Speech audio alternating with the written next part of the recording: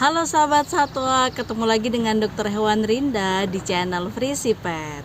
Hari ini saya akan sharing ke kalian tentang pakan recovery pada anjing dan kucing. Mungkin pauren semua sudah tidak asing lagi dengan pakan recovery karena biasa ini diberikan untuk anjing dan kucing yang pasca menjalani tindakan medis seperti pasca operasi atau sedang sakit, sedang opname di rumah sakit atau klinik. Biasanya pakan yang diberikan adalah pakan recovery.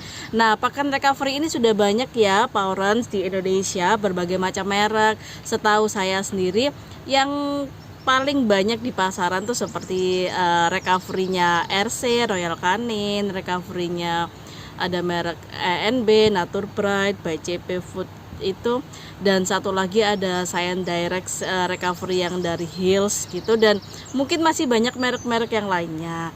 Itu ketiga itu adalah yang umum dipakai. Nah, pakan recovery sendiri di sini tidak dibedakan ya Paurens antara anjing dan kucing. Jadi untuk merek-merek yang umum seperti yang saya sebutkan sebelumnya itu baik untuk anjing maupun kucing itu sama, penggunaannya sama. Kan tetapi yang perlu dipahami di sini apa sih bedanya pakan recovery dengan pakan biasa? Karena Paurens tahu kan biasanya bentuknya kalengan atau kotaan, dan pakan ini adalah pakan basah. Sedangkan di pasaran juga banyak produk-produk pakan basah yang lainnya yang jauh lebih murah karena otomatis kalau pakan recovery karena peruntukannya khusus harganya pun lebih mahal. Jangan sampai saat kita sudah diresepi dokter untuk diberi pakan recovery, alih-alih dikasihkan pakan recovery malah sama-sama pakan basahnya, kasih aja pakan basah biasa. Ternyata nggak bisa Paurens, tuh berbeda sekali. Nah, sekarang apa bedanya dok? Nah, sekarang akan saya jelaskan. Yang pertama dari kandungan nutrisi.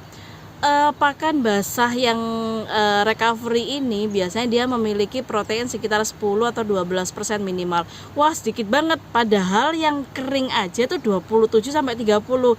Ini tidak bisa disamakan loh Paurens, karena pakan standar pakan basah dan pakan kering itu berbeda.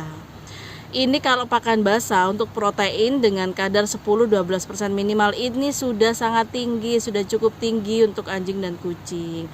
Kalau pakan basah ini dikeringkan, maka bisa jadi jauh lebih tinggi daripada kadar protein yang banyak di pakan kering yang lainnya. Jadi ini memang sudah standarnya, pakan basah nggak bisa dibedakan kandungan nutrisinya dengan pakan kering karena beda bentuk juga. Kemudian moisturnya atau kandungan airnya di sini sekitar 70-80%. Memang dibuat basah, lembut, lembek agar mudah ditelan. Dari kandungan nutrisi pokoknya dia sudah tinggi.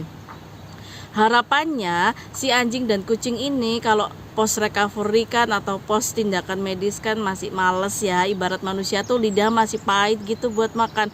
Jadi masih males buat makan. Targetnya agar dia kalau makan sedikit aja itu sudah memenuhi kebutuhan energi dia, bisa segera memulihkan kondisi fisik. Ibarat kata dia habis OH atau kastrasi steril, lemes gitu, tidak bertenaga, apalagi kan sebelum operasi biasanya puasa ya karena persyaratan anestesi. Nah, begitu kasih makan recovery dia mulai bertenaga, akhirnya mulai bisa aktif dan pemulihannya lebih cepat. Harapannya itu targetnya dari pakan recovery, dimakan dalam jumlah yang tidak sebanyak pakan biasa, tapi energi yang ditimbulkan bisa sama bahkan lebih dari itu. Yang kedua ada feed additive atau suplemen yang sudah terkandung dalam pakan recovery itu. Contohnya apa saja?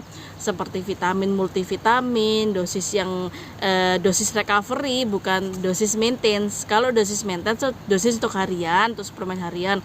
Kalau dosis recovery dosis untuk semi treatment, jadi dosis untuk memulihkan kondisi tubuh. Jadi dosisnya dosis recovery untuk feed additive-nya seperti multivitamin, vitamin A, vitamin D, vitamin B, vitamin E, segala macam vitamin itu, juga mineral-mineral seperti mineral kalsium, koper, zinc, segala macam yang memang dibutuhkan untuk meningkatkan stamina tubuh. Dan yang terakhir ada amino asid esensial, protein esensial yang dibutuhkan untuk hewan. Selain sebagai sumber energi sama dengan karbo, protein esensial ini juga diperlukan untuk proses regenerasi sel, yang mana ini berfungsi aktif efektif apabila kalau post op, post sakit. Tentunya banyak tisu atau jaringan-jaringan hewan yang rusak, yang terdegradasi karena sakitnya itu.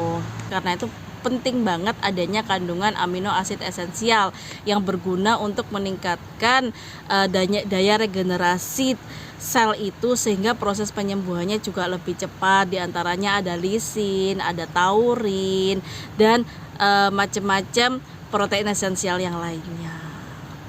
Nah, sekarang berapa banyak sih dok ngasihnya? Ini tergantung dari hewannya ya, parents, anjing atau kucing. Tapi biasanya kalau hewan post op gitu makannya sedikit.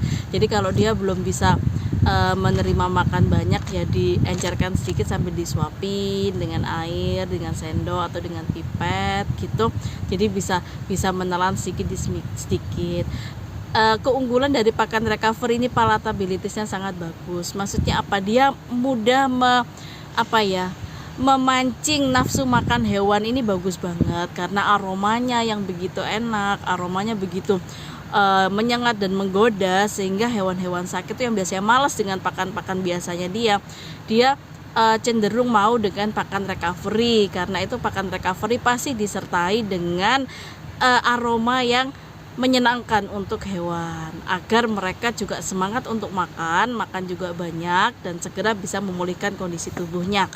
Gitu ya parents, pemberiannya juga lebih baik sedikit-sedikit tapi sering, karena hewan sakit butuh ketelatenan. Jadi kita nyuapinya sedikit-sedikit atau dia mau makan sendiri udah bagus. Kalau dia responnya sudah bagus, mau makan sendiri, baru diberikan lebih banyak. Tapi kalau dia masih disuapin dalam kondisi rebah, mungkin lebih baik dikasih makan sedikit-sedikit sambil dilihat responnya ada tersedak atau enggak. Jadi harus hati-hati, karena kalau dia tersedak tuh resiko menyumbat saluran pernafasan tuh berbahaya. Jadi lebih baik sedikit tapi sering, bukan sedikit tapi jarang gitu ya Pak Oran. Jadi harus sedikit tapi sering. Ada satu lagi harus Pak Oran pahami, terutama mohon maaf di sini kalau beberapa Pak Oran kan beragama muslim. Jadi saya hanya ingin men-sharing, menginformasikan untuk yang beragama muslim, waspadai kandungan dari pakan recovery beberapa merek dia menggunakan babi. Kalau saya sendiri untuk pakan-pakan dengan kandungan babi itu saya masih fine, asalkan disucikan dengan benar. Jadi yang diharamkan babi kan kitanya ya, bukan hewan peliharaan kita. Terlebih dia itu adalah pakan prescription, dibutuhkan untuk fungsi kesehatan. Jadi kalau menurut saya nggak masalah. Tapi orang harus memahami dan betul-betul membaca kandungannya apa saja. Siapa tahu tidak sengaja terkena kulit, tidak sengaja terkena baju. Jadi kita bisa memastikan bahwa bagian mana yang terkena untuk disucikan. Jadi saya ingatkan di sini beberapa kandungan nutrisi di pakan recovery ada yang mengandung babi. Jadi untuk sumber proteinnya itu berupa pork. Jadi Powerant juga harus hati-hati, kalau memang tidak ingin terkena bisa pakai sarung tangan waktu menyuapkan atau waktu mengolah memberikan kepada hewannya. Kalau memang tidak ingin terlalu banyak mencuci dengan prosedur najis mughaladzah, Powerant bisa menggunakan disposable bowl. Jadi kalau udah selesai bisa dibuang begitu, kayak mangkok kertas atau mangkok plastik yang siap dibuang.